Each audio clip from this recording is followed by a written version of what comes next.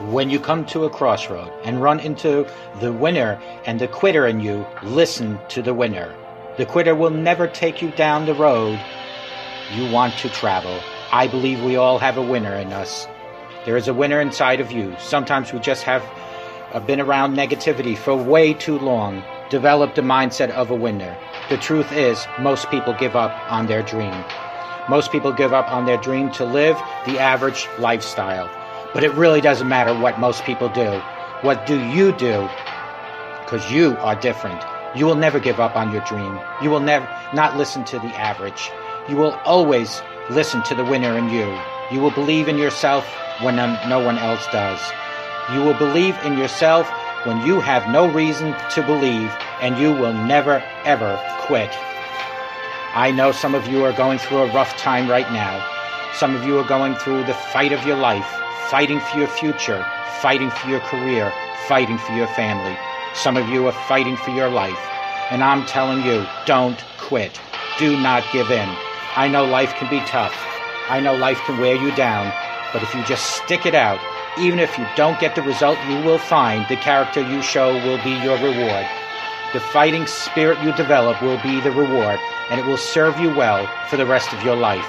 Fight for what you want now, or fight against what you don't want later. You choose. Don't you dare quit. Don't you dare settle. Don't you dare get back down. Not today or any other day. When the tough moments come, never forget you are in that moment writing your own legacy. In that tough moment, you are setting the standard for your character. Do you have the character? Well, do you? When you come to a crossroad and run into the winner and the quitter in you, listen to the winner. When you make a commitment to yourself, you make sure you see it through. Never, ever quit. Even if you don't get the result, you will find the character you show will be your reward. Don't you dare quit. Don't you dare ever settle, and don't you dare ever back down. Fight for what you want or fight against what you don't want at a later time. And always know that God is right there with you. Just allow God to guide and direct you, and you will always be a winner. Good morning. My name is Ralf Friedrichs. I'm an author, an addiction recovery coach, a life coach, and the host of this show, the Take Your Life Back Today radio show. You can also see the video version on YouTube if you go to search bar and type in Take Your Life Back Today show. Folks, let's talk about doing things now. Procrastination is so easy to justify. The other day I spilled something on the carpet, so I went and found some stain remover. The directions said I needed to get to that spot as quickly as possible, and not to let it dry or soak in, but that I should put the solution on it immediately. In other words, the quicker I dealt with that particular spot, the easier it would be to remove. And that's how life has to be.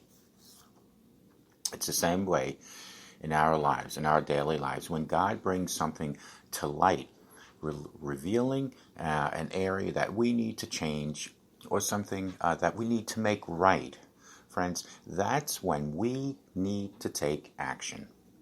Not next week when we feel like it, or next month when our circumstances are better. No, now is the time. We need to do it immediately.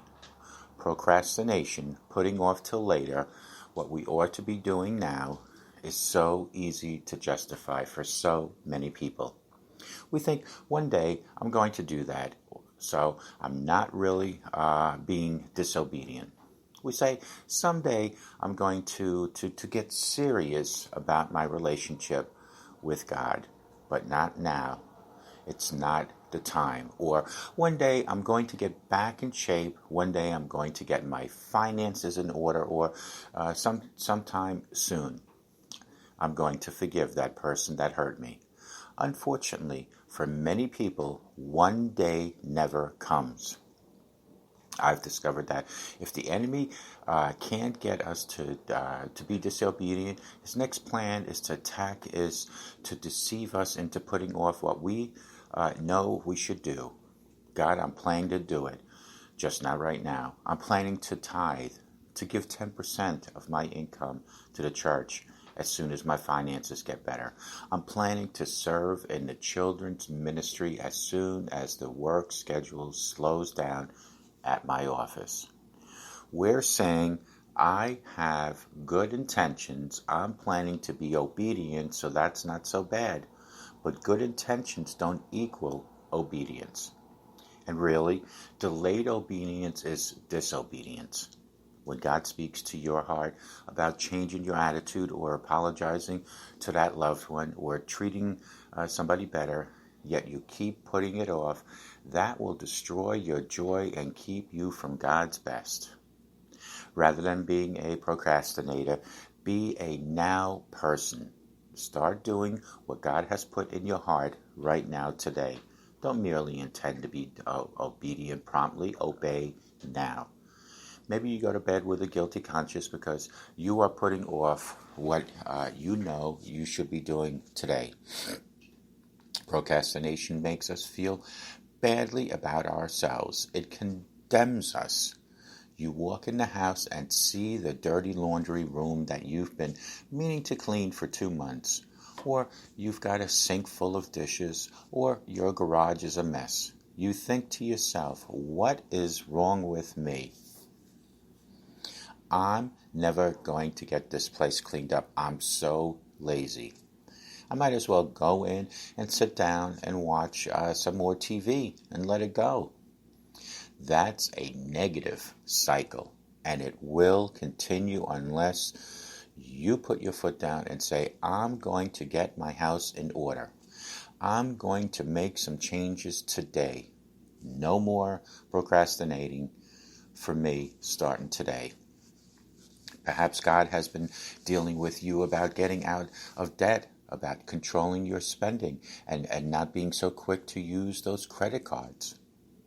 You say, yes, one day I'll get my spending in order, but let me run to the mall one more time and use my cards. Or can I hear you say, Ralph, you hit the nail on the head. I've got to do something with my finances now. I know I need to balance my checkbook. So in the next month or two, I'm going to sit down and do it. No, don't put it off any longer. The longer we put things off, the harder they are to do later. Do it now.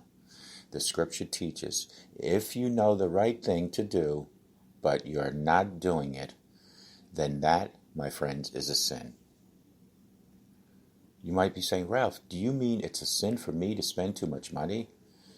If you know in your heart that something is not right for you, and you go against your conscience, that's disobedience. You'll not have God's blessings on those activities. The Bible says whatever is not from faith is sin. In other words, if you can't engage in an activity with confidence that you are pleasing God, for you that activity is out of line. It's out of line with His plan. Are you putting off living a healthier life? Maybe you know you need to get an exercise program and get in shape. We all are lazy when it comes to that. You may be thinking, Ralph, that's right. That's me. And sure enough, I'm going to do it. I know I eat too much junk food. I drink too many sodas. And yes, I'm going to make changes, but some other time. I'm going to start this summer, Ralph, as soon as the kids get out of school. No, that's delayed obedience. That's not God's best. Start today. Do it now. Or maybe there is a person that you need to forgive. God has been dealing with you about it day after day, but you think, I can't do that. They hurt me too badly. What they did wasn't right. It wasn't fair. The longer you put it off, the more difficult it's going to be later. On the other hand, if you will take the first step of faith and release any bitterness or resentment, you'll be amazed at how joy overflows in your life. You may be asking, Ralph, how do I know when it's really God's timing? It's a simple answer. It is God's timing when He is dealing with you about a matter. Maybe it's something you've been neglecting, an area that you need to change, something you've been putting off time after time.